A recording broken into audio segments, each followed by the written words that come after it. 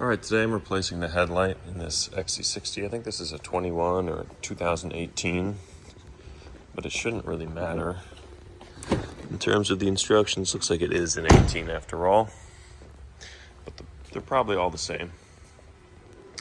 So for that first step, we're going to want to remove all these push clips here. These are the ones where you push them in slightly, and then you pull it out. I use this tool, and let me show you how. You just push in the middle, and you lift up the whole thing. So the first step, remove them all. For the next step, you're going to want to raise the vehicle. If you're at home, that means you're probably using a jack and jack stands. And we're going to be removing all these fasteners for the front of the fender liner. There's one more here, one more down there. And then on top, we see one up there and a push clip here. You can remove the entire fender liner, or you can try to just remove the front and peel it back. But what we need to do is we need to gain access to this area here. Let me do that. So we got the entire fender liner out. There's a couple more T25s on this side and a clip up here. This is really, in my opinion, the simplest way. First of all, to show, but also to gain access to these two silver bolts you see here. And that's what holds the bumper cover onto the front fender. So those are what have to come off. And you can see it's that one right there and that one there. I think those are 7 or 8 millimeter, maybe 8s. So let me get those off. Okay, now that we got those two 8s out, you can see this will start to separate, but it won't come off yet. There's a bunch of T25s along the bottom of the front cover here.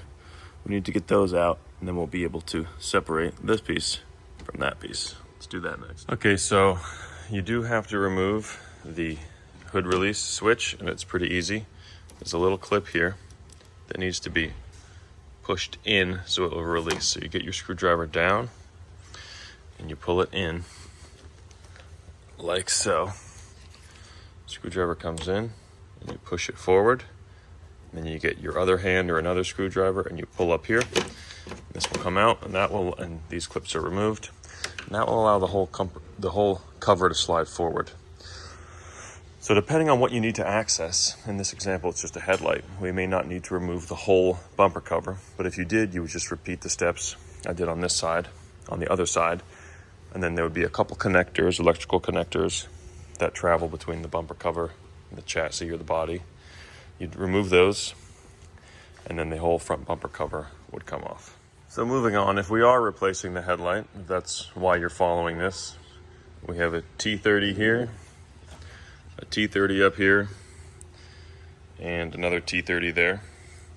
And then we're going to have to remove it and remove the connector. But first, let me double check there's nothing else in the way. So it's just those 3 bolts here, here, and here. And you can wiggle the headlight out. It's pretty straightforward. You remove the connector, and there's a little clip securing the wiring there. Remove all that, you get your new one in. Now, if you are doing this yourself and you replace the headlight using your old headlight module, at this point you'd be done. But if you were replacing your headlight module with the new headlight, this is where you would need your VIDA subscription, unless you had a really, really, really, really good aftermarket scanner, but I'm not even sure such a thing exists. So if you were using VIDA, you'd have to buy your short-term subscription. I think there's a 3-day subscription. And to program your new headlight module, the HCM, you need this data plate here. And the reason for that is when you go to perform your software reload for the headlight module, it's going to ask you for all that information. So let me get that in and move on to the next step. When you've entered all your information incorrectly, this is what you'll see. It'll be the green check mark. That means it's ready to go. So let's see what happens next. It says close this tool to continue the software download. So we're going to close it.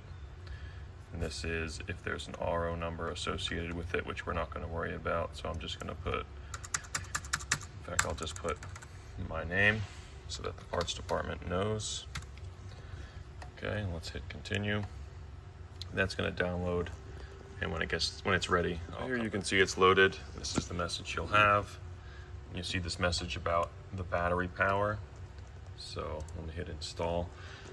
What you have to do is the battery has to have at least 12.5 volts while you're doing a software download. So you'll need some sort of charger or maintainer on it. What I found is that they'll tell you you need 50 or 70 amps. Actually, in my experience, 30 amps is enough to keep it above 13 volts. So as long as you have that connected while you're doing your software, you shouldn't have a problem. So let's let this software keep going and let's look at our end result. When this car came in, that low beam on the passenger side was not working at all. We had some fault codes for LED driver. We had pretty limited fault tracing options and more on what my process was later, but for right now, what we want to make sure is that when we finish this software download, we're restoring this headlight function. Okay, so we finished the reload and you can see both of our low beams are now working. So that's a successful repair. Let's get this all put back together.